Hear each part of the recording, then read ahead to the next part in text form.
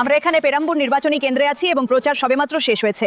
আমার সাথে আছেন মিস্টার আদব অর্জুন, যাকে আক্ষরিক অর্থে এই টিভিকে 2 নম্বর বলা যেতে পারে। সর্বত্র বিশাল ভিড়। তিরুনেলভেলি এবং অন্যত্র আমরা যে ধরনের ভাইরাল ছবি দেখেছি তাতে বিশাল সংখ্যা দেখা যাচ্ছে। কিন্তু লোকেরা প্রশ্ন করছে, আপনারা যদি 20%, 25% থাকেন, তাহলে আপনাদেরকে নির্বাচক মণ্ডলীর 35%-এ পৌঁছানোর দরকার নেই? সেটা কিভাবে সম্ভব হবে? পারিবারিক ঢেউ মানে প্রত্যেক বাড়ির মা এবং নিজের মেয়ে ও ছেলে এবং বাবা সবাই আসছে।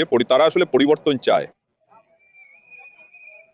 সেই কারণেই তারা প্রত্যেক শহরে স্বাগত জানাচ্ছে। যখনই নেতা প্রচারে যান, বিশেষ করে আপনি দুদিন আগে দেখতে পারেন তিরুনেলভেলি এবং থুতুকুডিতে 10 লাখেরও বেশি লোক জড়ো হয়েছিল। আসলে প্রায় 70% মহিলাই জড়ো হয়েছিলেন, পুরুষ নয়। এটা 70% মহিলা। আমরা লোকেদের জড়ো করার জন্য 1 টাকাও কখনো খরচ করি না। ডিএমকে এবং এডিএমকে টাকা খরচ করছে প্রত্যেক ব্যক্তিকে 300 টাকা, কোটি কোটি টাকা। কিন্তু 1970-এর পরে এবং 50 বছর পরে মানুষ পরিবর্তন চায়। তামিলনাড়ুর মানুষ 82% পরিবর্তন চান। পরে মিস্টার করুণানিধি এবং আম্মা জয়ললিতা মানুষ একজন শক্তিশালী নেতা এবং কারিশমাই নেতা চেয়েছিলেন। সেই কারণেই তামিলনাড়ু সবসময় সিনেমার জগতের নেতাদের উপর নির্ভরশীল। আসলে মানুষ ইতিমধ্যেই যুক্ত হয়ে গেছেন আমাদের নেতার সঙ্গে, ভালোবাসা এবং বিশ্বাসের সঙ্গে। নিশ্চিতভাবে আমরা সংখ্যাগরিষ্ঠতা নিয়ে জিততে চলেছি। আমরা এটা 35%-এর বেশি ভোট ব্যাংক পার করে যাবে। এমনকি ডিএমকে সবসময় দাবি করেছে 1921, 2021 এবং 2024 আমরাই বড় জোট, ধর্মনিরপেক্ষ জোট। কিন্তু মানুষ ডিএমকে জোটকে ছুঁড়ে ফেলে দিয়েছে, কারণ জোটটি দুর্নীতির ওপর ভিত্তি করে। এই দুর্নীতি হলো সবথেকে বড় দুর্নীতি। মুখ্যমন্ত্রীর জামাই ছেলে এবং মুখ্যমন্ত্রীর পরিবার, পুরো পরিবার কেন্দ্রিক দুর্নীতি। উদাহরণ অনেক আছে। আপনার নিজের নির্বাচনী এলাকায় মিস্টার সাবরেশ আসলে প্রচার করতে বেরিয়েছিলেন, এটা কি ইঙ্গিত দেয়? মানে ওর বন্ধু, ওরা একসময় আপনার বন্ধু ছিল না, আমরা এবং শত্রু হয়ে গেল। না, আমরা একসাথে কাজ করেছি আদর্শের জন্য। আমি আসলে কোনো বন্ধুকে চিনি না। আমরা 2015 থেকে 21 সাল পর্যন্ত কাজ করেছি। আমি আদর্শ নিয়ে কাজ করেছি, তারপর আমি ভালো কিছুর জন্য সরে এসেছি। ওরা দুর্নীতির মধ্যে আছে, সেই জন্যই আমি ওদের সাথে নেই। আমি শুধু কৌশল এবং নির্বাচনী কাজের জন্য কাজ করি। তারপর এখন শুধু বিলিবাক্কাম নয়, শুধু সবারিশ নয়, এবং গতকাল মিয়ারটা উদয়ানিধি এসেছিলেন। তিনি দাবি করেছেন সাইদিপার জয়ের তুলনায় ভিলিভাক্কাম হলো সবচেয়ে বড় জয়। তাই পুরো পরিবার বিলিভাক্কাম এবং পেরাম্বুরকে টার্গেট করেছে। তারা 10,000 টাকারও বেশি দিতে তৈরি। কিন্তু প্রত্যেক পরিবারের, বিশেষ করে মা এবং মহিলারা, তারা টাকায় বাধা পড়ছেন না। তারা ভালোবাসা এবং আস্থা দেখাচ্ছেন। তামিলনাড়ু আপনি লোকান্না বলেছেন যে একদিকে 10,000 আর অন্যদিকে আপনার 2 টাকার হুইসেল। টাকা এটা নয়। এই নির্বাচনে টাকা আসলে কাজ করছে না। মানুষ পরিবর্তন চায়, মানুষ ভালোবাসা এবং আস্থা দেখাচ্ছে। মানুষ নতুন নেতা চায়, আমাদের বিজয়কে। আপনি পরের মাসে 4 তারিখে ফলাফলের দিন দেখতে পাবেন। এটা একটা চমৎকার নির্বাচন। 50 বছর পর নতুন প্রজন্ম নতুন নেতৃত্ব চায়। উরিমাই থোগাই আর যে 8,000 টাকার কুপন তারা ঘোষণা করেছে, সেটার কি হবে? এটা সবচেয়ে বড় এবং কিন্তু মানুষ ডিএমকে ইশতেহার নিয়ে মাথা ঘামায় না। কোনো প্রভাব পড়বে না, কারণ ডিএমকে আগের ইশতেহারে ব্যর্থ হয়েছে। সে নিট চালু আছে, একই ব্যাপার। অনেক সমস্যা চলছে। তারা ছাত্রছাত্রীদের শিক্ষা বিনামূল্যে লোন নিয়ে স্পষ্ট নয়, অনেক সমস্যা চলছে। তারা সবসময় কুপন নিয়ে শুধু মিথ্যে কথাই বলেছে। আপনি জানা নায়াকান ফিল্মটার কথা বলেছেন। স্পষ্টতই ওটা মুক্তি না পাওয়া নিয়ে অনেক উদ্বেগ ছিল, বিশেষ করে সমর্থকদের মধ্যে। আর এখন একটা লিকেজ হয়েছে। এটা কে করেছে?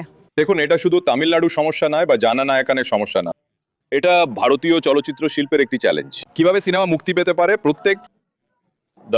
ভূমিকা হলো স্যাটেলাইট কন্ট্রোল। কিভাবে সিনেমাগুলো অনলাইনে মুক্তি পেতে পারে।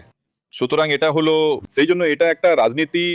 আমাদের সবাই, বিশেষ করে কেন্দ্র এবং রাজ্য, তারা একসাথে আছে। বিশেষ করে মিস্টার এম.কে. স্ট্যালিন এই সিনেমা মুক্তি এবং লিগেজ শুরু করেছিলেন। অবশ্যই মানুষ মোকাবিলা করবে।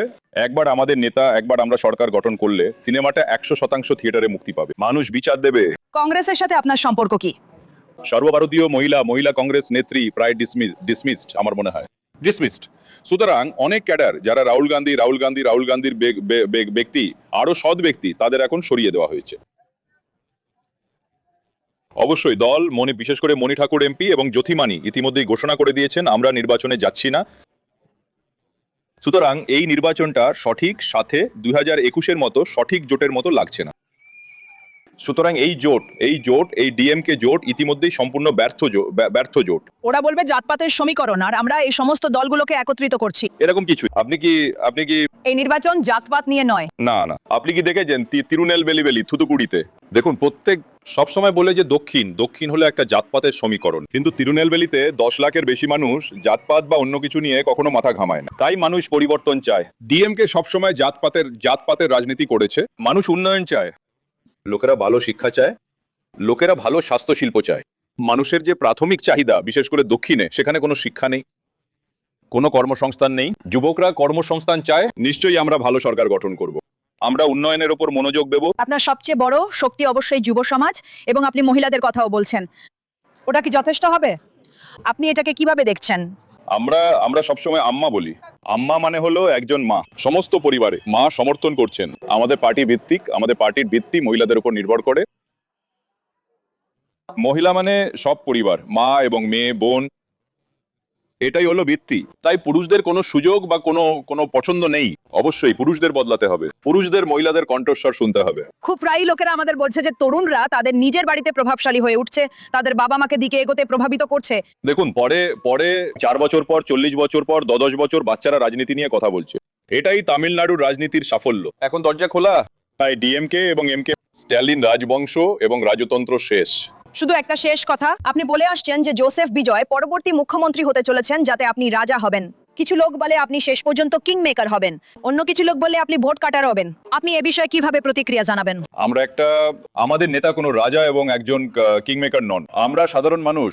আমাদের নেতা সাধারণ মানুষের সরকার গঠন করবেন। রাজতন্ত্র এবং রাজতন্ত্র, তামিলে আমরা বলি রাজতন্ত্র, তা শেষ হয়ে গেছে। তামিলনাড়ুতে এরপর থেকে কোনো রাজা এবং কিংমেকার থাকবে না। ধন্যবাদ।